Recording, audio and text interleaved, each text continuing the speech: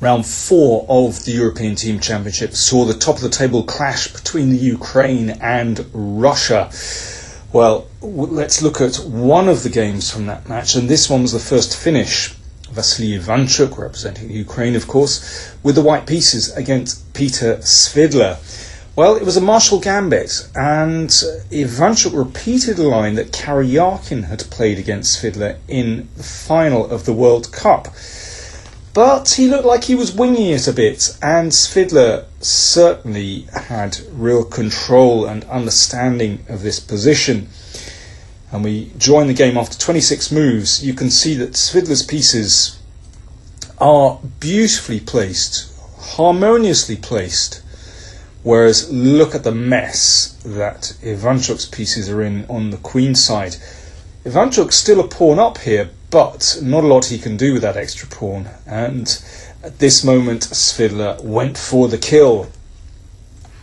He played knight g4, the bishop and knight hitting the pawn on f2. Well, Ivanchuk just covered that with knight e3. Of course, black could exchange everything off on e3 and reach a very, very promising ending, but Svidler played instead a deadly move, queen d6, threatening that pawn on d3. Well, Ivanchuk exchanged off the knight on g4. And now, well, I mean, there are several moves, but none really very good. Let's take a look at what happens if the queen retreats. Then queen d3. I mean, this is absolutely horrible. You know, these pieces just can't untangle, and white is reduced to shuffling here. I mean, after this and b3, well, look at the king and queen, absolutely dreadful. And the rook has to move, and then the queen scoops up the bishop. In the game, Ivanchuk took on g4, and there are several good moves here, but Svidler found the most elegant, bishop h5, and that's a beautiful skewer. Of course, that has to be taken, and now the queen comes in check. Of course, that's a pin. The queen can't be taken. King moved to the side, and after queen f2, Ivanchuk actually resigned this position. Mate threatened on g1, and if, let's say, queen g4, then this is still absolutely deadly, and the king is caught in a dreadful crossfire here. Well, a crushing victory for Svidler, and that helped Russia to a convincing 3-1 victory over the Ukraine, and that really is a big win for them. I want to show you a couple of other games.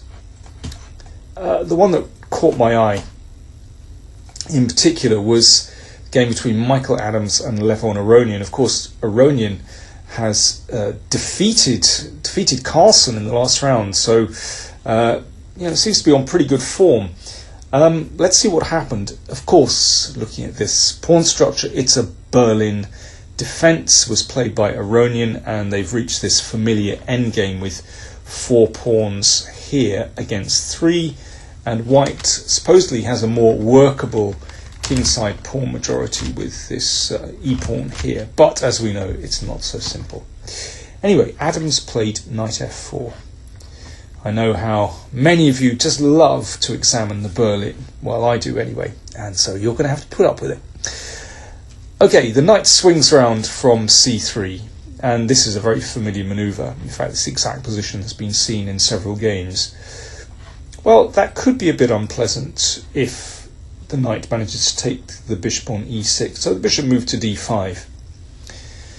And now a slightly counterintuitive move from Adams. He exchanged off knight for bishop, and this straightens out black's pawn structure. So why exactly has he done this? Well, he's obviously studied this position very, very deeply. And what he's realised is that black still has some problems here, because his king is still in the middle. Of course, black has given up the right to castle after the exchange of queens, and it's actually not so easy for black to coordinate his forces here. Whereas for white, well, you can see, I would say it's a typical Mickey position. Michael Adams loves to have his pieces just sort of so harmoniously placed. And now we can see how Mickey is using his well-placed pieces. So this rook might threaten to swing across to the queen side at some moment with some awkward threat to the pawns there. And there's also another point to playing rook d3, which we're going to see in a moment.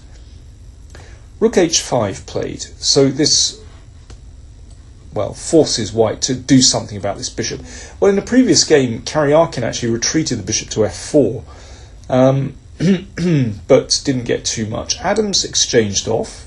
This has also been seen before. And now about a month ago, French player Olivier René played b4 here, and got a little advantage, but couldn't press the win home. Instead, Adams played rook d1, so this is clearly a prepared improvement.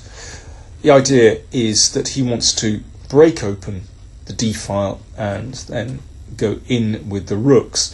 And this makes a lot of sense when black's rooks are somewhat split. Now, very often you'll find in the Berlin that this rook often emerges into play via the h-file. But in that case, often the queen side is closed. Here, if white can get play in the centre, then this rook is going to look really offside on h5. That's the big idea behind Adams' strategy. Aronian played rook d8. And now c4, so Adams continues with his plan. Of course, that pawn is pinned, the rook is on. But Aronian has prepared this move, d4. Well, let's just have a quick look at what happens if this pawn is taken. Lots of exchanges. Rook takes pawn, the rook comes into play, and after rook takes pawn, well, white's extra pawn doesn't last for very long, because in this case, well, it's quite clear that black has more than enough activity. In fact, black could well be better in that position. But I suspect Adams had examined this position before, and he appreciated that actually he can slowly just improve his position and perhaps keep the threat of exchanging or taking on d4 for exactly the right moment. So b4 gains some space. b6. And now king f1. And just with these couple of just slow little creeping moves from Adams, in fact, black already has quite an unpleasant position.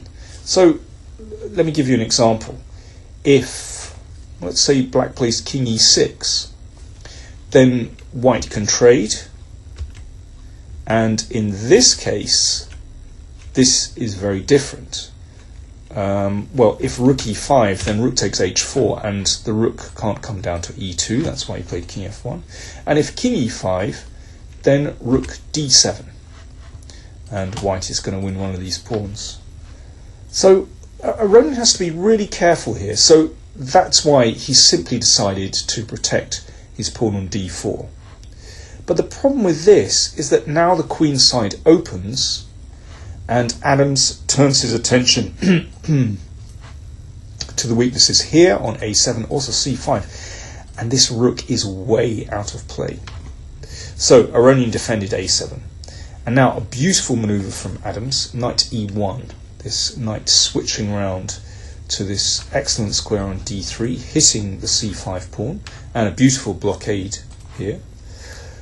So Aronian has managed to bring his rook round. But still, this is very unpleasant. Adams is the first to get to the open file, for example. So a very nice initiative for white. And Aronian is simply very passive here. So what he's trying to do is protect the pawn again and play rook b6 and challenge on the b file. But now the knight switches to an even better square. and Aronian is in massive trouble. So white is just crawling in here, and g5 didn't help. Knight d5 check, and the king is almost in a kind of mating net here, actually. I mean, that's the only move, but I mean, this is a terrible bind. And, well, it's possible to go for the kill straight away with rook f3 here, because black is just horribly pinned. But Adams slowly just improved his king first. He realised that actually Aronian doesn't have a good move in this position. It's completely bound up. Of course, the king can't take the pawn because the rook will take the knight on e7. Rook b6 played, so Aronian is desperate to give up material. Of course, white can take the rook, but actually Adams realised it's better just to hold the position and just to improve things, because black can't do anything. So, for example, if Aronian waits, the king comes forward, and now there's even a threat to play f4 and get a checkmate here, or another way to do it is now rook f3 is absolutely deadly, completely crushing position.